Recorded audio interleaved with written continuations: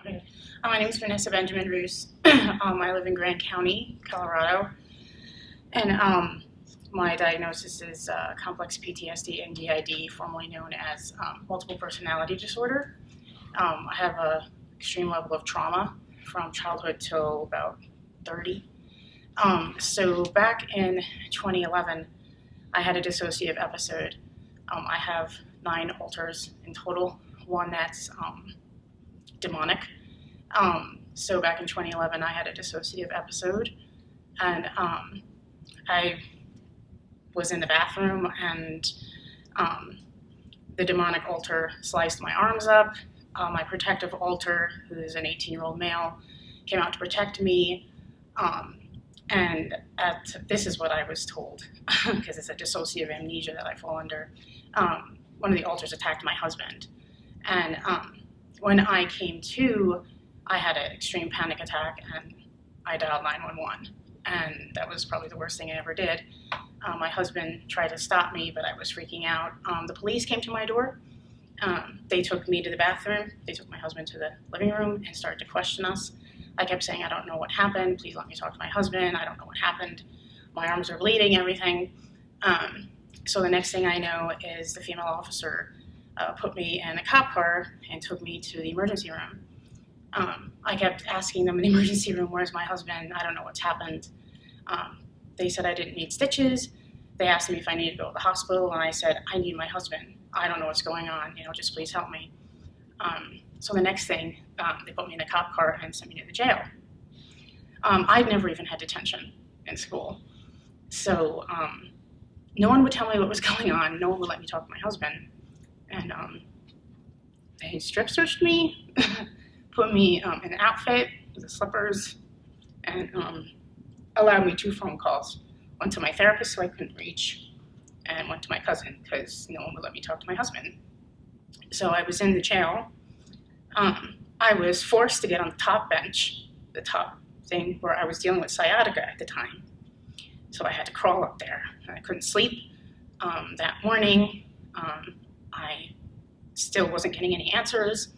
The next thing I know, the ladies in the jail that knew me told me to go and appeal for ROR. I didn't know any about this stuff.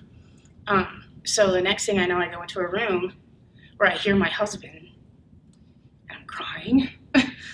And sorry. I just kept saying, I want to go home, I want to go home. I hear my husband saying, you people don't understand what's going on. And they let me out on ROR. It was the first time I ever hitchhiked home, to where my husband, the state of Colorado put a mandatory restraining order. So I couldn't be with my support system. So I went home. My husband was forced to stay in motels we could not afford. And the prosecutor refused to work with my husband. She wanted a notch in her belt, refused to listen to me, refused to listen to my husband. And they wanted to charge me with felonies. And I couldn't believe it. I had never had detention. So eventually, they allowed me and my husband to be together in public, but he couldn't come home with me, so I had to go home alone. And when they brought it down to a misdemeanor, the judge said that my situation was very complex, but my lawyer told me that we could go to court and fight it.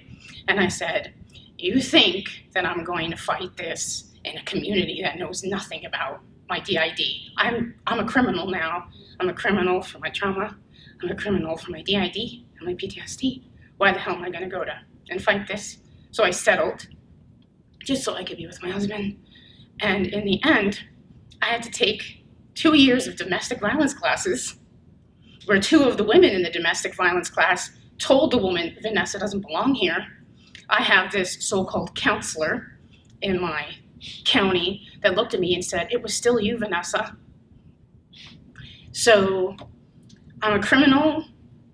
I'm everything horrible over things that happened to me that I had no choice but to endure. So I did 2 years of domestic violence classes at $50 a week with someone who didn't know me, and the only one that was supportive of me was my probation officer, who told me that the whole thing was ridiculous.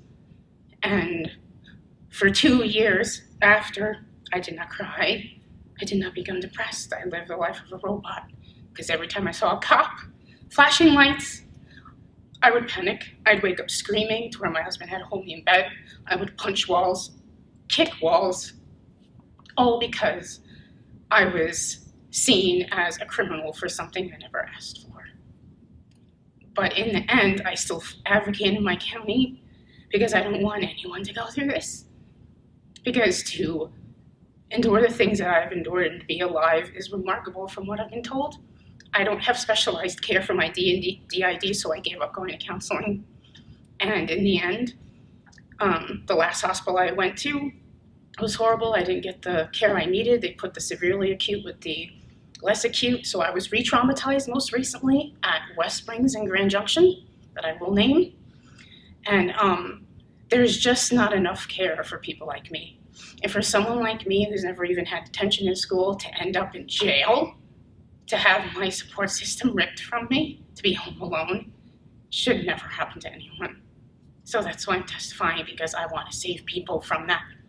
And I thank everyone for sharing their stories, but this, what happened to me, shouldn't happen anywhere. So thank you. Thank you. Vanessa, thank you for that. Can I ask you? Vanessa, do you mind if I ask you a question? Yeah. So, thank you for sharing your story. I'm sorry our system failed you and continues to fail you. What is, if you could ask for, like, what is it that you would like to see in your area, in your county? Obviously, the West Springs or the hospitals near you don't know what they're, are re-traumatizing you. What is it that you want to see? What is it that you need out of the system that you want us to invest in? I want us to never stop talking about mental health issues. I would rather, I've made the biggest sacrifice by continuing to fight for better mental health care, considering how badly I've been screwed over. And I'm originally from New York City and Long Island, where I know, factually speaking, that would have never have happened to me there. I never would have endured what I did back home.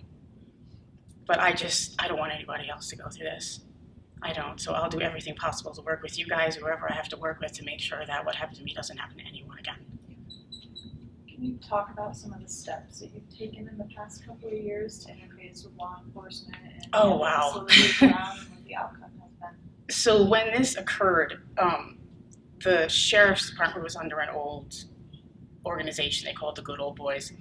Now Sheriff Schroetlin, who was voted in, law enforcement has changed in my county dramatically when it comes to a crisis situation. They work with my husband, they work with my alters. I have worked with EMS in my county because the only way to de-escalate the demonic entity is through the usage of ketamine. Ketamine is administered to basically control a demon down, because I end up having superhuman strength, according to my husband. So when there is a call to the house, officers come, usually Granby PD, maybe a sheriff. They know me and my husband. They will be working with one of my alters, mostly, because I've already dissociated, and my husband. If EMS is needed, if I can't be safely transported, like the demon is about to come out, EMS comes, I'm put in restraints and administered ketamine. I'm taken to the emergency room where the staff knows my husband's my medical power of attorney. I am his. They go through, ketamine has to be administered. As soon as one alter comes out, which my husband named Pikachu, as soon as Pikachu addresses it's coming, staff asks Pikachu, do you need restraint? She says yes. And then usually ketamine is administered and the demon comes out, which is extremely dangerous. It will do everything to kill me and will attack anyone in order to kill me.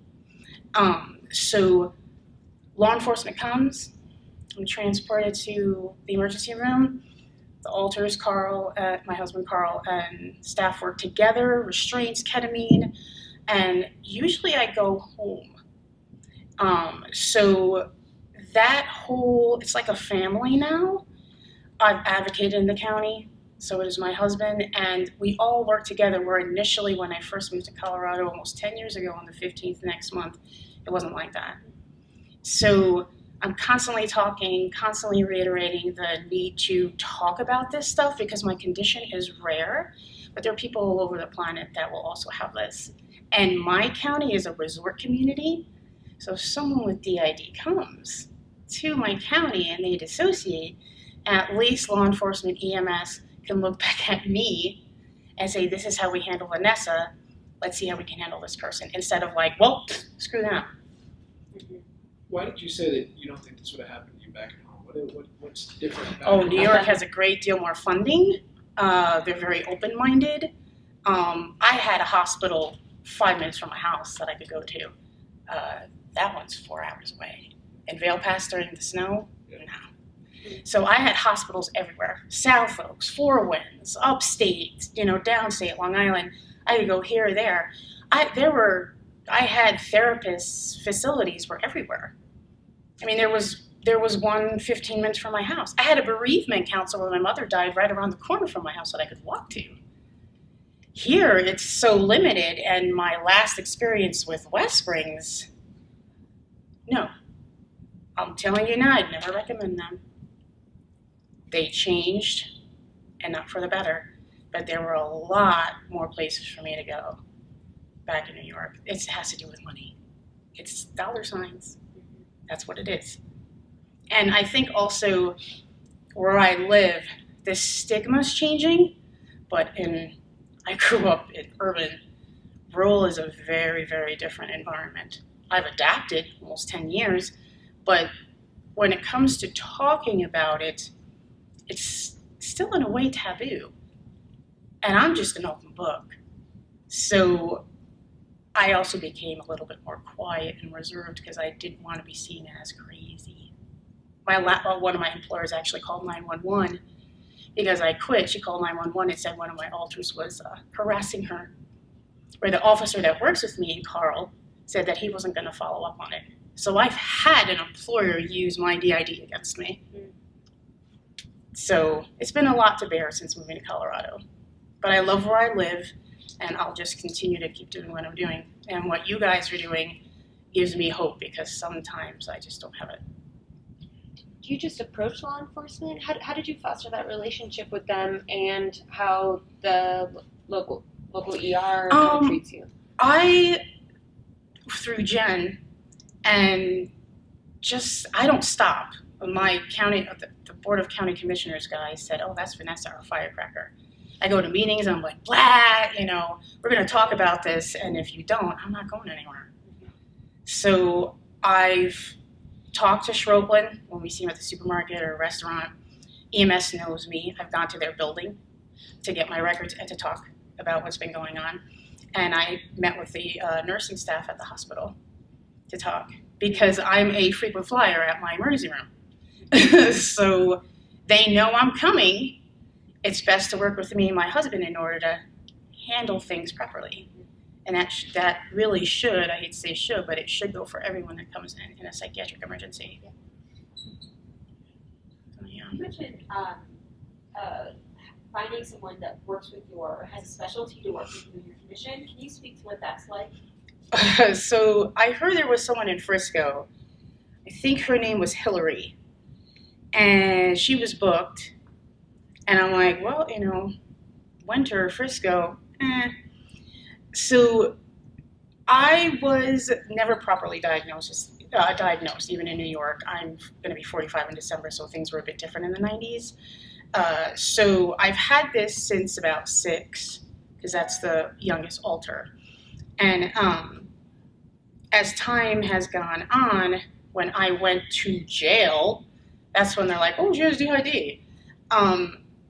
I just don't have someone that specializes in it. I mean, my last therapist, she'll listen and everything, but she doesn't know what it's like to dissociate, come to, and I'm like, oh, okay, what happened? They could say, oh, I was riding horse naked down Agate Avenue in Granby, and I guess I better believe them, because if my husband's not there or my best friend, people say I did anything if they want. They could completely take advantage of me. So that for me alone is scary and not being able to have a therapist to relay that to that could possibly teach me things. I've had to do things through finding stuff on the net, and I'm very selective with that because a lot of people will lie about DID. I don't talk to my alters, so there's a lot of misconceptions, and I'm certainly not Sybil. So I've learned through the net. When I was here and I'm listening to people's stories, I have to keep myself grounded because my heart was breaking for her. So I look at the little alarm thing on the wall and the exit sign, and Jen is there and you're wearing a red sweater. So I have to keep myself familiar with where I am because they're listening. All my alters are listening to all of you, especially the bad one. And the bad one feeds off of negativity. So I have to constantly keep myself grounded because it waits. So it's a full-time job, 24/7. It is for my husband and my best friend. So I have to find my own means to keep myself from dissociating. Because I may tonight when I go home. One of my alters could say, hey, I cry too when she got emotional, and I'm listening to Jen and I listened about her son. And an alter could come out and talk to my husband tonight and say, hey, I was really upset. And I don't know until after. My husband did provide me a notebook where my alters could write in the book, and then I read it back. They will leave me Post-its or little notes on certain things in order to relay information to me. I'll sound like a man, a little girl. Two of my alters that are guardians are anywhere between 50 and 60. So it's a job. It's definitely a job, and I work too on top of it. So, but I try my best, and that's why I'm here. Because there are others like me. I just don't know where.